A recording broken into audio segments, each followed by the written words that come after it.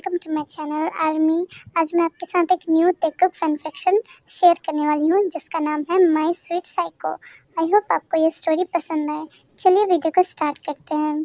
कहानी की शुरुआत में एक लड़का जो जंगल में घूम रहा था, असल में वो खो चुका था।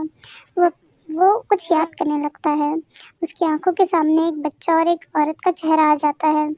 औरत बच्चे के साथ खेल रही थी, दोनों बहुत खुश लग रहे थे। अचानक से वो औरत गायब हो जाती है। वो लड़का अपनी यादों से बाहर आ जाता है। मॉम, वो चिल्लाता है। उसकी आंखों में आंसू थे। असल में ये लड़का अपनी जान देने के लिए यहाँ आया था। उसे अब जीना नहीं था। इस लड़के का नाम था तेयुंग। अब उसे जीना नहीं था, वो जीना नहीं चाहता था। वैसे तो उसकी लाइफ में कोई प्रॉब्लम नहीं थी, कोई दुख नहीं था। उसके डैड और आंटी दोनों ही उसे बहुत प्यार करते थे, लेकिन फिर भी वो अंदर से खाली था। वो इस खालीपन को भरने की कोशिश कर रहा था, लेकिन कुछ दिनों से ये खालीपन उसे फिर परेशान कर रहा था। जब से वो अपनी माँ से मिलने के लिए गया था, एक्चुअली उसके मॉम और डैड का बहुत पहले ही डिवोर्स हो चुका था। उस वक्त ते काफ़ी छोटा था। अब वो 22-20 साल का हो चुका था। कुछ दिन पहले ही वो अपनी माँ से मिलने गया था, जिन्होंने अब दूसरी शादी कर ली थी। उनका एक 5 साल का बेटा भी था। उसकी मॉम डैड का डिवोर्स हुए अभी 10 साल हो चुके थे। जब ते अपनी मॉम से मिलने के लिए गया था तो वो अपने बेटे के साथ खेल रही थी। ये देखकर उसे अपना बचपन याद आ गया। तभी वहाँ ते की मॉम के दूसरे हस्बैंड आ गए और फिर उन्होंने उसको देखा और उससे कहा, तुम फिर यहाँ आ गए? ते ने कुछ नहीं कहा। फिर उन्होंने आगे कहा, अगर तुम नहीं होते तो तुम्हारे डैड की भी एक ऐसी ही फैमिली होती। फिर वो कुछ देर रुके और फिर बोले, तुम एक बोझ होते। यही सब सोच रहा था। तो यही सब सोच रहा था कि कैसे उसके मॉम के दूसरे हस्बैंड ने उसे बोझ कहा था। वो जानता था अगर वो नहीं होता तो उसके डैड शायद दूसरी शादी कर लेते, लेकिन जब वो था उनके साथ इसलिए उन्होंने दूसरी शादी नहीं की। वो यही सब सोच रहा था। उसे याद आ रहा था कि कैसे उसकी मॉम उसे छोड़ के चली गई थी। जब उसकी मॉम उसे छोड़कर जा रही थी तो वो बहुत रोया था। उसकी मॉम ने उसकी कस्टडी लेने से पहले ही मना कर दिया था। जब वो रो रहा था तब उसके डैड उसके पास आए थे और उन्होंने कहा था कि उसे रोना नहीं चाहिए, उसे बहुत मजबूत बनना चाहिए। उसके सामने भले कैसा ही सिचुएशन क्यों ना हो, उसको अपने इमोशन को कंट्रोल में रखना चाहिए। तब से लेके आज तक वो कभी नहीं रोया था। वो बहुत क्लैम पर्सन बन चुका था। वो बहुत शांत था। वो अपने चेहरे पे कोई इमोशंस नहीं दिखाता था। वो एक खाली इंसान बन चुका था जिसके अंदर इमोशंस थे ही नहीं। इसलिए उसके दोस्त लोग भी उसे चिढ़ाया करते थे। तब से आज तक वो अब आज ही रोया है, अभी इस वक्त जब उसकी आंखों के सामने उसकी मॉम थी। अब हम चलते हैं अपने दूसरे हीरो की तरफ, जो कि एक साइको है, एक साइको किलर। 1 साल से उसने अनगिनत लोगों को मार दिया है। पुलिस उसके पीछे लगी हुई है, उसे पकड़ना चाहती है, लेकिन अभी तक पकड़ नहीं पाई है। सब लोग उसे मास्क किलर के नाम से जानते थे। किसी ने भी उसका चेहरा नहीं देखा था क्योंकि वह हर वक्त मास्क पहन के ही रहता था। सब लोग उसे एक मास्क किलर की तरह जानते थे। हम सॉरी गाइस। जब तेयुंग जंगल में घूम रहा था तभी उसने देखा कि एक आदमी एक डेड बॉडी को घसीट कर ले जा रहा है। वो आदमी उसे देखने लगता है। उस आदमी ने तेयुंग को देख लिया। उसने देख लिया कि तेयुंग ने उसे देख चुका है, तो वो आदमी अब उसकी तरफ बढ़ने लगता है। और वो और कोई नहीं बल्कि मास्क किलर था। वो उसके सामने जाता है और कहता है, तुम इस अकेले जंगल में, इस अंधेरे में जंगल में क्या कर रहे हो? ते उसकी तरफ देखता है। उस आदमी ने मास्क पहना हुआ था। फिर ते कहता है, ओह, मैं यहाँ घूम रहा हूँ। जो किलर था वो उसकी तरफ बहुत ही अचरज भरी नज़रों से देखता है और कहता है, घूम रहा था? तुम्हें लगता है बच्चे कि ये कोई घूमने की जगह है?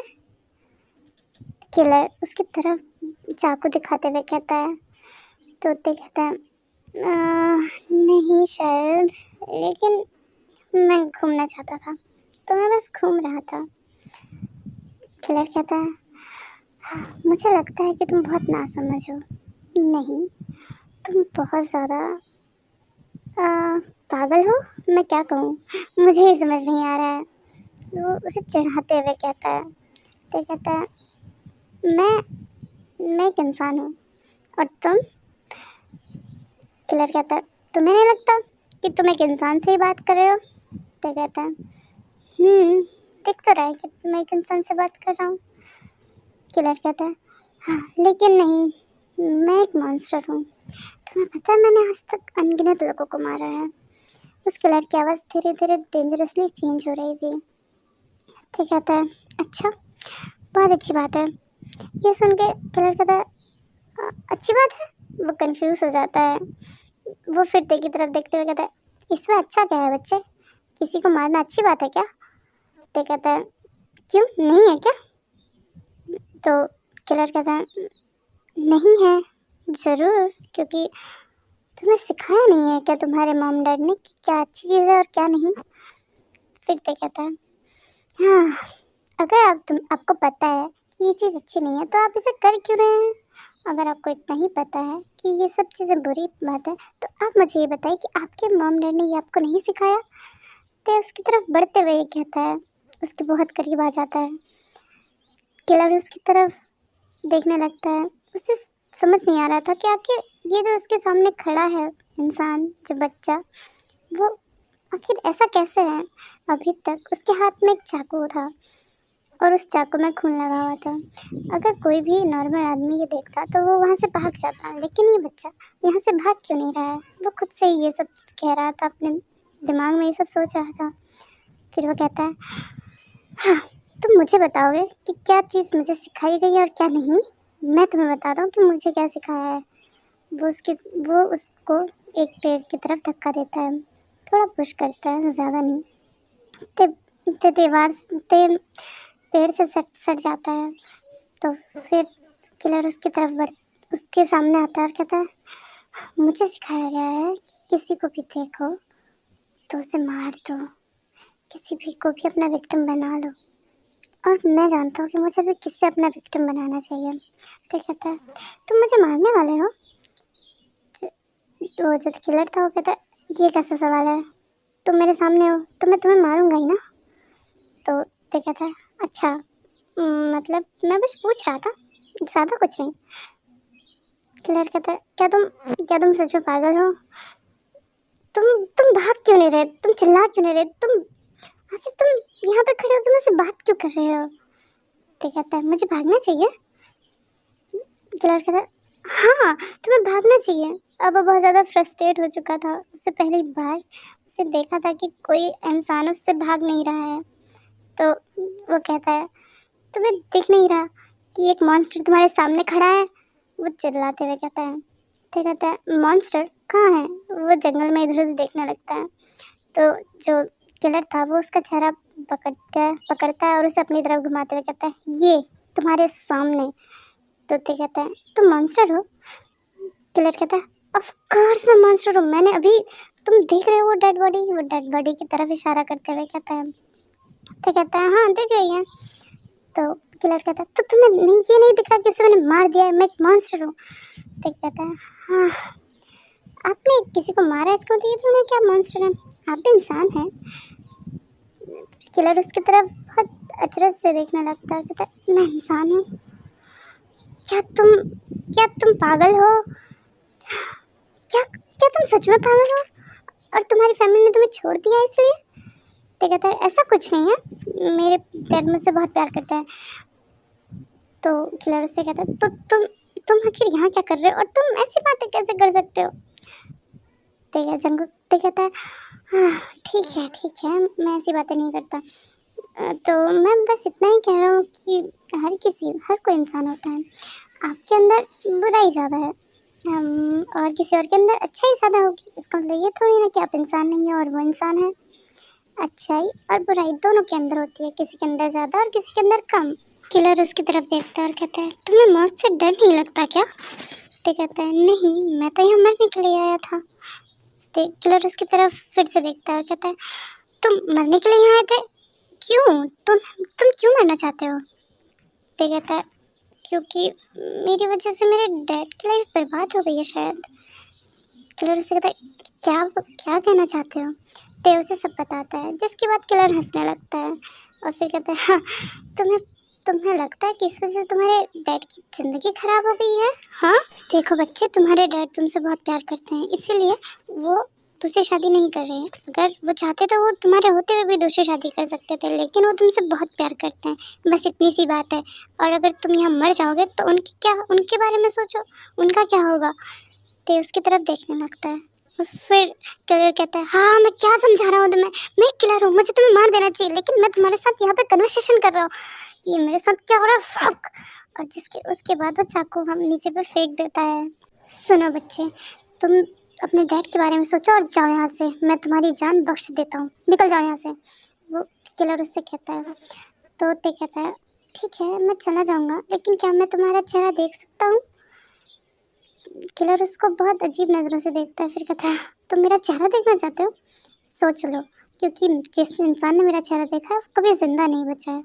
ठीक कहता है तुम दिखाओ ना चेहरा। जिसके बाद किलर अपना चेहरा का मार्क्स हटा देता है और वो बहुत ज़्यादा हैंडसम दिख रहा था। वो उसके चेहरे पे थोड़े कट के मार्क लगे हुए थे, थोड़े कट के निशान थे, बाकी वो बहुत ज़्यादा हैंडसम लग रहा था। हैंडसम, ते कहता है। ये सुनने के बाद किलर उसकी तरफ देखने लगता है और कहता है हैंडसम, तुम्हें मैं हैंडसम लग रहा हूँ? ते कहता है हाँ, वैसे मेरा नाम तेयूंग है, और तुम्हारा?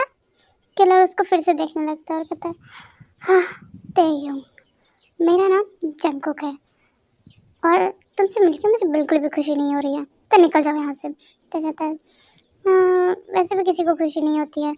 जंगकुक कहता है जल्दी निकलो यहाँ से, इससे पहले कि मैं अपना इरादा बदल दूँ। तो कहता है हाँ जा रहा हूँ, लेकिन मुझे रास्ता नहीं पता, उसका क्या?